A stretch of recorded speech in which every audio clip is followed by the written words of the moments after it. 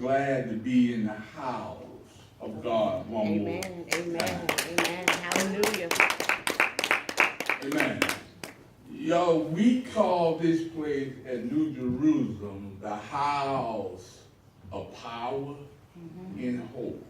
Because God had all the power, and when we need his power, we can get it. Amen. And when we're feeling down and depressed and out of our way, hopeless, God is our hope. Anybody know that God is your hope? Yes. Amen? Amen. Amen. I remember hearing the old folks say, he hoped me. He helped me, but I heard him say, he hoped me. Amen? Amen.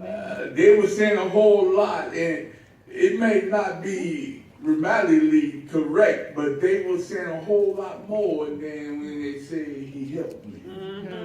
He hoped me. He brought me out of a bad situation when I felt hopeless. Amen.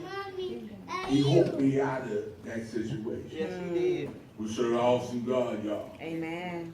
Amen. And how many of us have our Bible? Amen. If you don't mind, turn into your seat bag and turn it with me to Matthew chapter 16 and verse 24. Amen? Amen.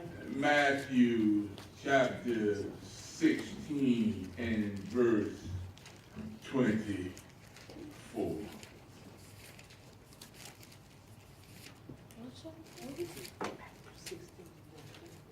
Matthew chapter 16 and verse 24. We will be reading Amen. from the King James Version. Amen. Amen. Those able to stand, we ask you to stand. When you have that, say amen. Amen. Amen. You'll find these words recorded. Then said Jesus unto his disciples, if any man will come after me, let him deny himself, Yes. take up his cross, and follow me. Amen. Amen. That's enough. Amen. Amen. Amen. We want to speak on the subject. Must Jesus bear the cross alone? Yes. And we can use for a subtopic, a subtext that dealing with ourselves. Cross bearers can't be choosy. Amen? Amen. What does it mean? Is it all right if I take my time, y'all? Amen. This may take me a little bit longer than normal because this is an in-depth, tough topic speaking to us. Amen? Amen. What does it mean to pick up your cross and follow Jesus? In the beginning, y'all, the cross was a symbol of torture. It was a symbol of death and shame and lawlessness. It was associated to mean pain and death. That's what the cross means. The Romans was the one that inflicted the cross. It meant that you, was a lawbreaker. And that you had not accepted the Roman tradition. You had went against the Roman Empire. It was also associated with public humiliation. It was designed to cause shame to you. Yes, sir. Because you was hung on a cross, and usually when you was hung on the cross, you were ridiculed in public because you was hung naked. Where your shame would be. Don't y'all remember it was in the beginning that in Genesis, in the cool of the evening, after eating from the tree of knowledge, that men hide themselves because they knew that they were naked. In the cool of the evening, Jesus, God came to them and asked them, "Where are you?" And they said that they had hid themselves because they were naked. And he asked, "How do you know that you're naked?" Now, because of that, they was humiliated because it's hard to walk around with ourselves if we are in a naked state. Yes, sir. We are shameless. It doesn't matter how fit we may be, but we do not want to walk around unclothed. Amen. Amen. Amen? So Jesus told his disciples, if they want to be citizens of the kingdom of heaven, they had to pick up their cross. They had to pick them up and deny themselves and follow him. The first members of the church, when they heard Jesus say this, that they was willing to sacrifice themselves and deny themselves and walk around in a spiritual nakedness before this world, knowing that they must bear their cross. Amen? Amen. Amen. So what if what happened today if Jesus would come right now in the flesh and say to us and appeal to this generation and say, "I promise you heaven and I promise you eternal life after this life, but you first must be prepared to experience persecution, loss of job, ostracized, loss of property, and maybe even your own life." What would they do?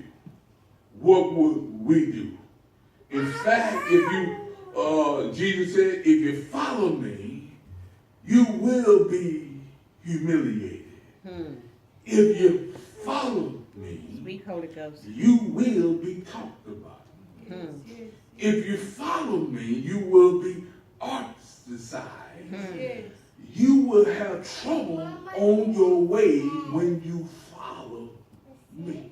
Speak, Holy Ghost. You will have to sacrifice yourself because there is a possibility. Matter of fact, it's a probability, not a possibility. It's a probability that there will be some loss in your life for following me. Yes. Oh, look. This one, I need to take my time because this is going to be a tough one, y'all. But it's telling us and it's speaking to us in true fashion. Amen. What we are to do when we bear our own cross and how we tell others about Jesus Christ. And so we try our best to make Christianity sound appealing and highlight the wonderful things of Jesus Christ. And that's fine and well. But Jesus clearly here in our text said, if any man will come after me, let him deny himself, take up his cross, and follow me. Amen. Amen? Amen. So he's saying that when we try to make everything peaches and cream, Yes, sir. strawberry and ice cream, Yes, sir. it just ain't like that all the way, y'all. Amen. And Tyler Amen. might say cookies and cream. But Amen. it's just not like that. Amen. Always Amen. following Christ. Yes. We don't bother to tell them that if they think things like that, if they have that thing, then everything that they're doing is in vain if they're not following Christ. Christ. Amen. And when you follow Christ, you'll understand the situation. When you're following Christ, even when you don't understand, you will understand by and by. But when you know that you know what you know and who you belong to, you know when you're going through trouble that everything will be all right, but I still must go through the trouble that I'm going through. Amen. Songwriter said, nobody knows the trouble I'm going through. Amen. Can't nobody tell it like I can. Amen. What God has done for me. Yes, sir. Yes, What sir. I've been through. Yes, sir. Pauline, I know that you done told me some stuff, but Yes. I can't tell it like you can. Yes, yes. And you can't tell mine like I can. Yes, sir. Yes, sir. But you got to follow him. Many consider following Jesus like putting on a piece of jewelry. They need to put on the jewelry and do the jewelry fit me the way that it fit the clothes that I'm wearing. Do it match it? Do it satisfy? Do it look good with what I got going on? Come on, Pastor. Speak, Holy Ghost. Speak. Do it look good? They take the cross that way. They think that it needs to be, it can't clash with what I'm going. If following Jesus clash to what I'm trying to do, then I can't do that because it's clashing. Y'all know that you can't put on all jewelry with everything because the jewelry doesn't, it clash. It clash against what you got on. It takes away from the whole thing. The jewelry is designed to complement what you got going on. We want Jesus to complement us. What we got going on. Yeah. Come on, Holy Ghost. Speak. So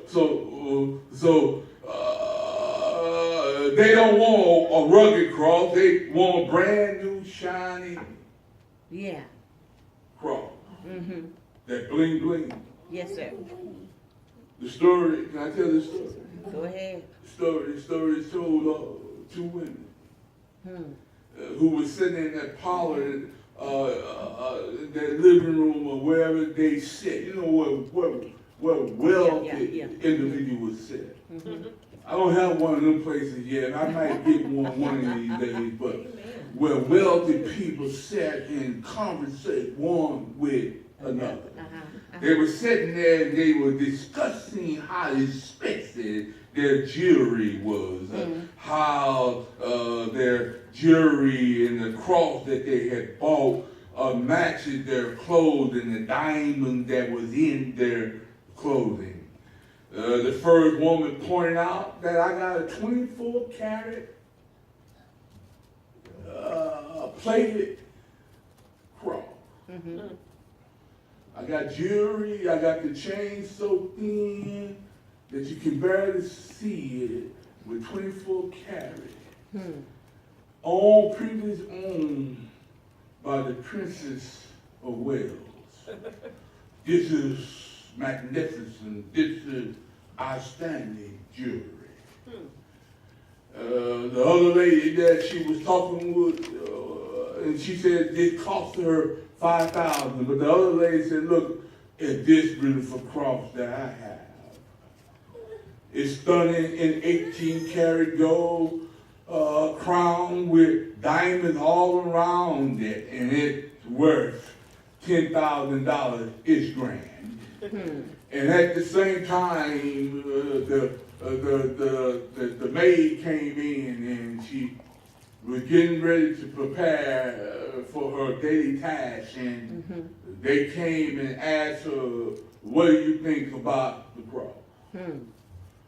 Before she began, she asked permission to speak frankly and ensured that she wouldn't be fired for speaking frankly. They told her to go ahead and do what you do. That they were laughing and doing that thing. She looked at them and said, well, you paid $10,000 for the jewelry, the cross that you have. And you can count all the diamonds on it. Yes. Also, ma'am, you paid $5,000 for yours.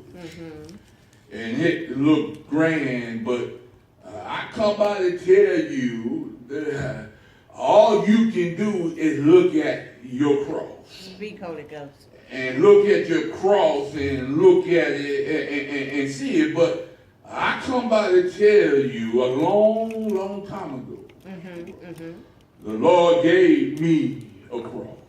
And I can't wear it, but I can bear it. Yes, yes. Yes, and it's good for my soul. Yes, yes. Now, I don't know about you, but the best part of it for me, Jesus paid it all. Yes. And it was absolutely free. He paid the price. Now, when we look at our text focuses on Jesus as he tells his disciples about the cost of discipleship. As the crowd began to follow Jesus, he told them that to count the cost of discipleship. You always hear me always say that you must count the cost. Before you do anything, you need to count the cost. Let me break it down this way. When you buy a brand new car, you need to count the cost. Yes. You need to look beyond what your car note will be. You need to realize that there's some insurance that come along with this car. You need to count the cost. Also, you need to understand when you buy this car and you think about your insurance, you need to think about putting gas in it. Yes, sir. I know a lot of us, that's all we do think about is putting gas in it, but it's much more than maintaining that vehicle. You need to count the cost. You need to change the oil every now and then so the engine don't lock up on you. Sometimes the transmission needs to be changed. Sometimes you have flats and the tire needs to be changed. Brakes need to be changed from time to time because it's made by man. You need to count the cost. Okay. Jesus is saying to us we need to count the cost of being a disciple of his. It ain't peaches and cream, y'all. I come by to tell you, if you count the cost, it costs you just more than saying that I am a Christian. It got to be more than me coming to church and joining church and saying that I'm a Christian. Discipleship is much more than that.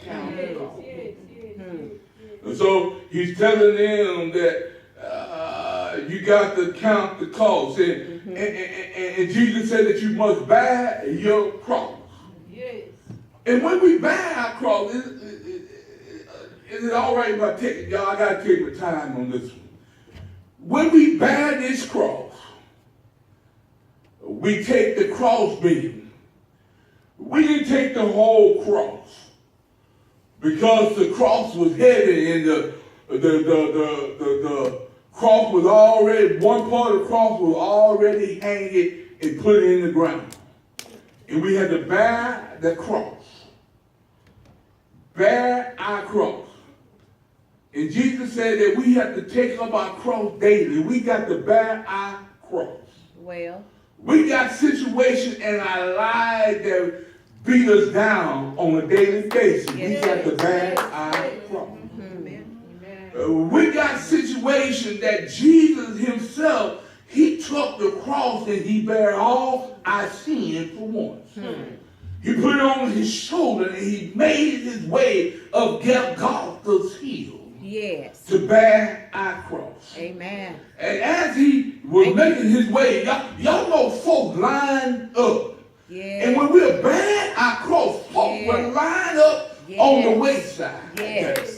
Criticizing and laughing at us as we are bearing our cross. Yes. When we are bearing our cross, y'all, we are naked to the world. We are humiliated, and we still need to bear our cross.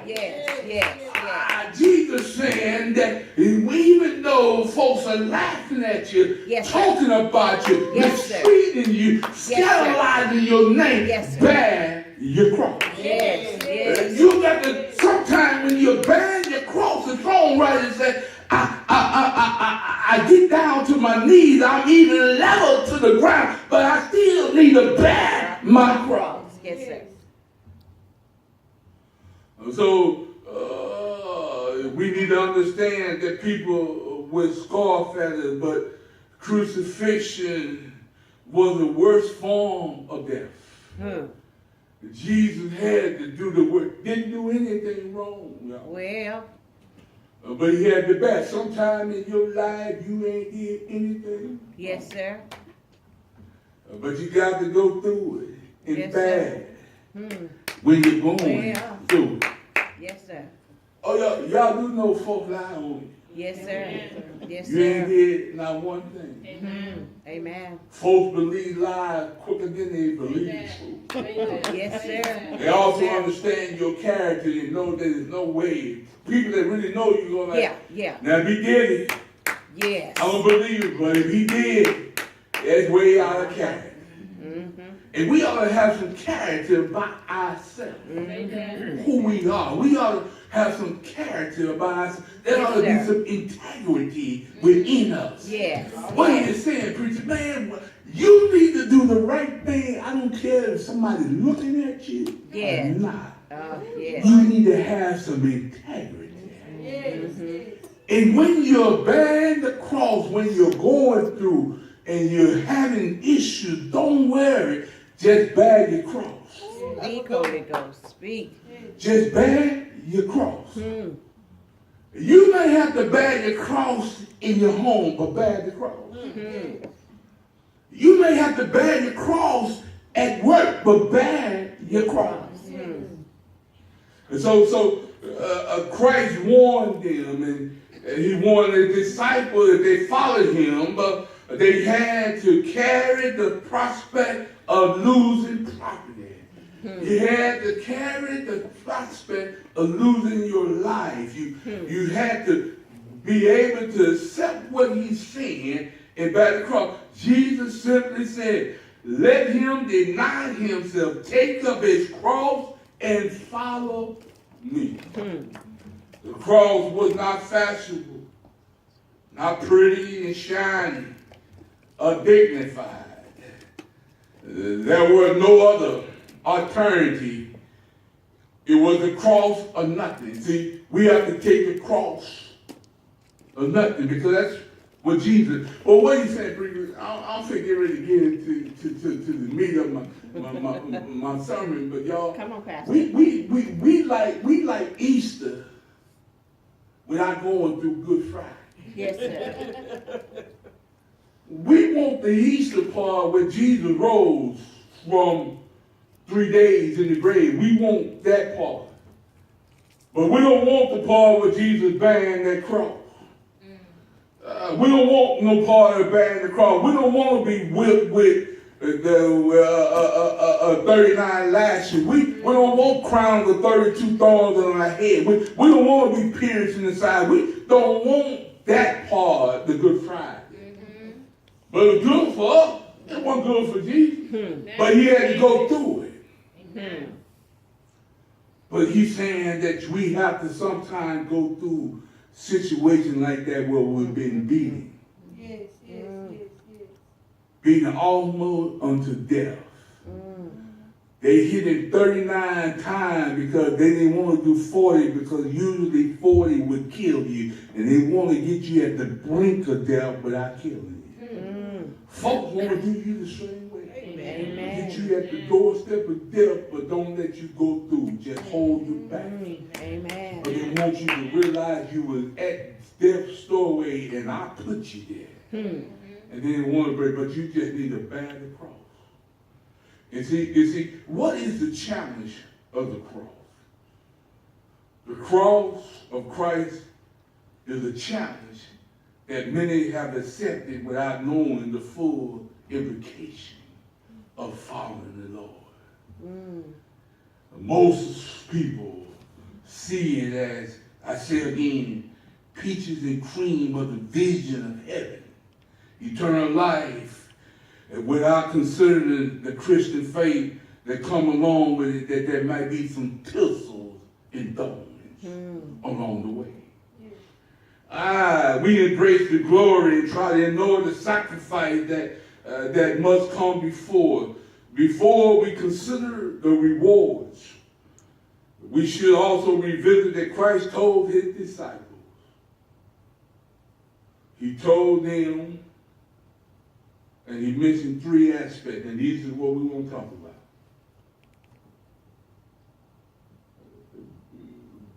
Service, being a good disciple. And when we think about these, none of these are popular. The first one is deny yourself.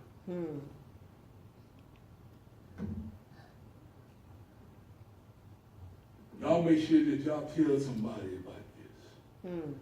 We live in a society that we don't like to deny themselves.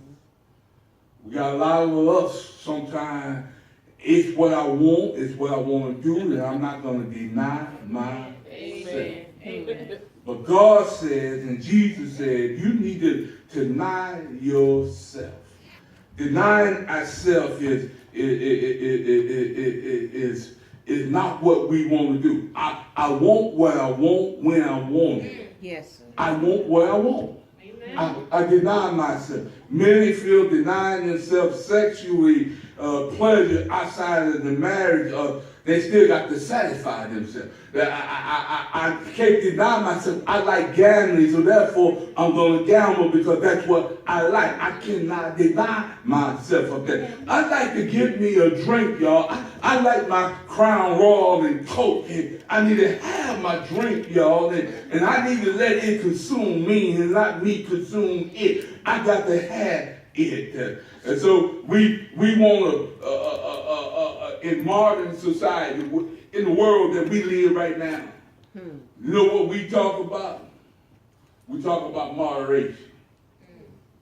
Let me do it in moderation. Something God said you need to deny yourself. It's not moderation. Y'all know what it means when I say moderation? We need to drink in moderation. Yeah, I got to have some sex, but when I have my sex, what I do is because I need to protect myself, so I use protection. But because I still want to have it, but God said deny yourself. I'm talking to us because I need for us to know when we're young, because our hormones go awry, we need to know about these situations. And you need to know that Satan will try everything to get you to do what you need not to do. But he will use word moderation. That's the society we live in today. Just do it in moderation. Don't overdo it. But God said sometimes to deny yourself. To deny. In Matthew 6:33, seek ye first. That's in our seek ye first. In our word. God. Seek ye first the kingdom of God and its righteousness.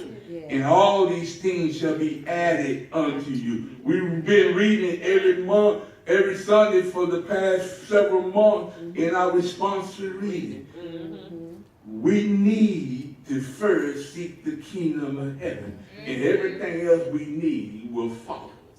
So self-denial is not a debatable subject to interpretation. Jesus said it, and it must be done. In return, believer have his promise that he will never leave them alone. He will be there by his side. In weakness, in distress, in doubt, he promised to be there with us always. So whenever God give us out, he provides. Whenever he gives us something to do, when it doesn't look like it's going to happen, he always provides. Yes, he does. Yes, he Whenever does. God, I put it this way, whenever God guides, he provides. Yes, yes, yes. So the second point is take up your cross. Jesus said, take up your cross, and and it was called to step into your destiny. When we take up our cross, it allows us to go into the destiny that God has for us. Because when God tells us to take up our cross, He got a purpose and a design for us.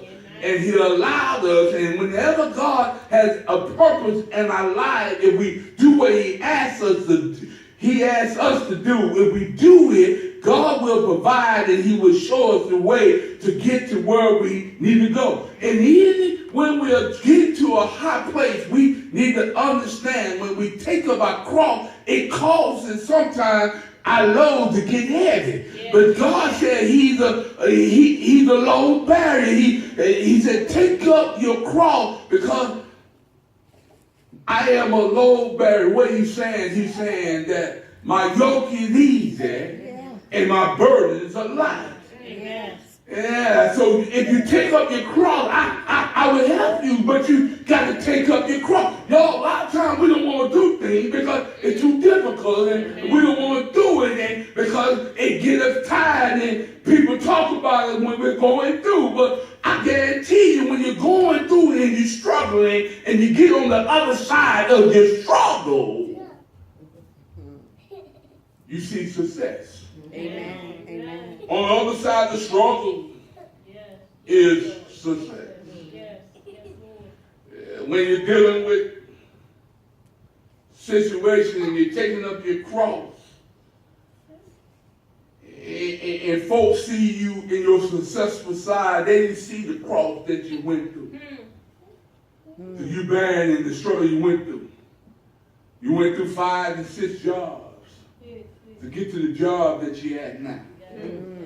Well, you didn't have the education, but the job that you were dealing with was getting you over the hump to the next place. Even with my own child, she don't understand that you need to sometimes take job working at fast food restaurants so that you can get to the place that you need to get to so that you can go to where you're trying to go. Everybody want to be a boss, but nobody know how to mop the floor. I guarantee you that you got some bosses that's in high places started out mopping floor. And they got an issue with folks that want to come in on top.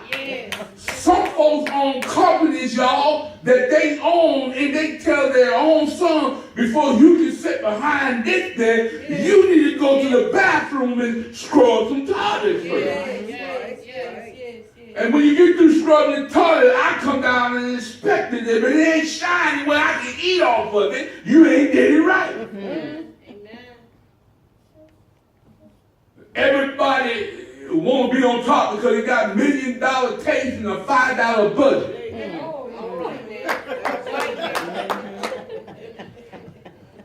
And you can't get to where you need to do. You need to learn how to take up your cross. You have some sacrifice. Yes.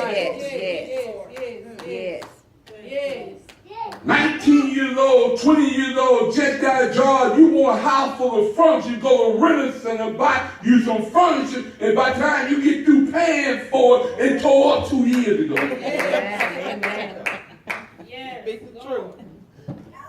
When you could have saved your nickels and dimes, got you a milk card, put a towel over it, put you a lamp that you made and used in kindergarten, and use it till you have enough money to buy you a nice sofa. The last 10, 15 years. And then somebody come in and say it's our style, it's mine, it's paid for. When I decide to get another one, I will. But right now, like this one, it's doing exactly what it needs to do. It holds me up. It let me watch my... Matter of fact, it got a recliner. I can sleep back and go sleep. It's mine. Amen. You want something that look good that's made in Taiwan, made in China, last for 15 minutes, but it take you 3 years to pay for it. And then you don't want to pay for it because it broke and your credit bad because you ain't willing to take up your cross and sacrifice. Amen. Y'all, I'm telling you what I know and what I've seen. Amen. So God is telling us that we need to have some discipline in what we do and how we do it. So believers who are trying to serve God, and they must expect and accept that the cross, that will make me some suffering in dealing with your cross. Amen. There's going to be some pain in dealing with your cross. There's going to be some scorn. You need to have some sweat, blood, and tears in bearing your cross. Your cross is not light, it's heavy. It requires work. It requires sacrifice. It requires to put one foot in front of the other when you don't feel like it, but you keep pressing on. And that's why Paul said that the race is not given to the strong, nor the swift, but him that's able to endure to the end. You got to learn how, when you're tired, to keep pressing on. That's all right. Look, y'all, when we talk about pursuing, it calls sacrifice. If I'm running a business, y'all, if my business is going to be successful, I got to have some sacrifice. I got to sometimes not pay myself and take the money that's been made and put it back into the company so the company can grow. I can guarantee you got more because he's counting the cost. I want my company to be successful in the future. I got one man over here, every time he make money, he buy himself things. But his company is only worth $100,000. But every time it's time to pay himself, he put it back in the company and buy more equipment, hire more folks. Now, 10 years, your company is still worth $100,000. But the one that sacrificed his company is worth $20 million. But you're mad at him, but he sacrificed. He understood and he counted the cost. Same way with us as individuals. Sometimes we may, in our later years of life, may want to try a different avenue in our job. And we need to count the cost. If I stay here and talk to God, what is this going to be? But God telling me, and I'm asking him, and he's saying that you can move because there's better opportunity here, but you need to count the cost. You may suffer now, and you might not be able to get what you want now, but in 10 years, because guess what, y'all? In 10 years, no matter what you do, in 10 years, it's going to pass. It's going to pass. You're going to like, I don't want to go to school, going to take too long. Big road, it take you 3 years to go to school. 3 years coming. If you live, 3 years is coming. Now you can have 3 years and have you a bachelor's degree, a master's degree, or you still be a 3-year dummy sweeping floors. Okay, I'm sorry, knucklehead. Yeah, okay, knucklehead. I'm sorry for calling you dummy. No, you're a dummy. Okay, you know what? I ain't got to be politically correct. Not me. I'm not gonna be. If you a knucklehead, I'm going to call you a knucklehead. If you a fool, I'm going to call you a fool. You a dummy, you just D-U-M-B, dumb. I'm sorry. Did I spell dumb right? Did I get it right? Okay, and that's what you are, capital D. Emphasize bold capital D. Put it in red so you can see it. Highlight it in yellow. Hey, y'all, I'm sorry. You need to call a spade and not a big spoon. That's all right. I'm sorry, y'all. Hey, I'm about done, y'all. But this, sometimes I get stuff that's kind of difficult for me to preach. I gotta layer it up. So follow me. Now he said, take up your cross Now you got to follow him. And follow him is a call to devotion. When he said follow, it's a devotion. It takes some work now to follow him. Follow me, he's saying that you need to devote. It's more than a title.